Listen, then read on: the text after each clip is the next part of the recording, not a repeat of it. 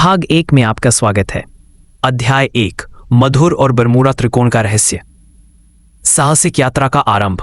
Port royal द्वीप, एक शांत धूप से भरा कैरिबियाई किनारा, अपने रंगीन मछली पकड़ने वाले बेड़ों और पुरानी लकड़ी के घाटों के लिए प्रसिद्ध था। यहां शोरगुल वाले बंदरगाह से थोड़ा दूर एक छोटे नीले घर में 18 वर्षीय मधुर अपने दादाजी रमेश के साथ रहता था। लेकिन उनकी दाढ़ी और चेहरे की झुर्रियां अटलांटिक महासागर के सैकड़ों तूफानों की गवाही देती थीं। उनका ज्ञान समुद्री विद्या से भरा था।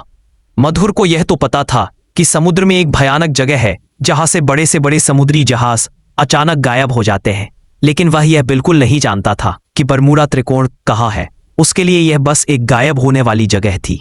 एक तूफानी शनिवार की दोपहर, दादाजी ने अपने पुराने लकड़ी के संदूक से एक पुराना पीला पड़ चुका पार्चमेंट नक्शा निकाला। नक्शे पर कोई आधुनिक अक्षांश या देशांतर रेखाएं नहीं थीं, केवल अजीबोगरीब समुद्री धाराएं और एक बड़े लाल स्याही का निशान बना था जो एक विशाल भंवर वॉर्टेक्स का प्रतीक था।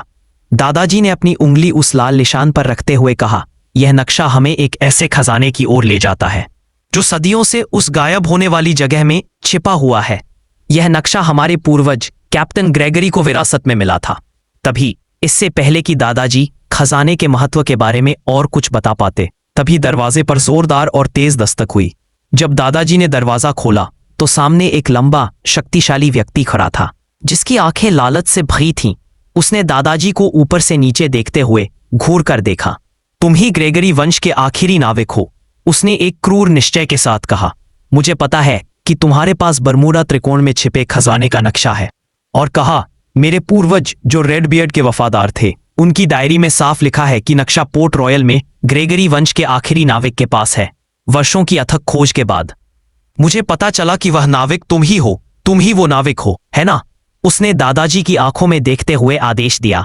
वह खजाना और वह नक्शा मेरा है, उन्हें तुरंत मेरे हवाले कर दो।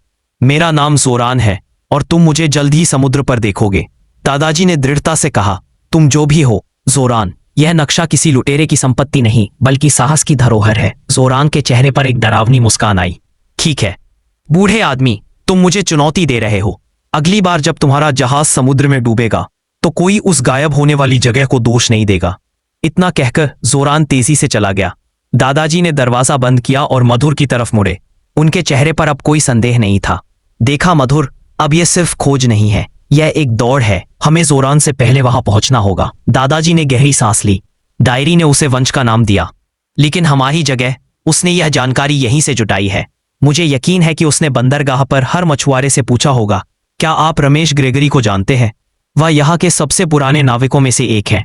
और किसी ने उसे बताया होगा, वह अपने पोते मधुर के साथ बंदरगाह के पास उस छोटे नीले घर में रहते हैं। उसकी अथक खोज का मतलब यही था। मधुर को उस अनजान और भयानक त्रिकोण से डर लग रहा था, लेकिन अपने दादाजी के साहस को देखकर उसने भी उस अज्ञात खतरे का सामना करने का फैसला कर लिया। साहसिक यात्रा का आरंभ हो चुका था।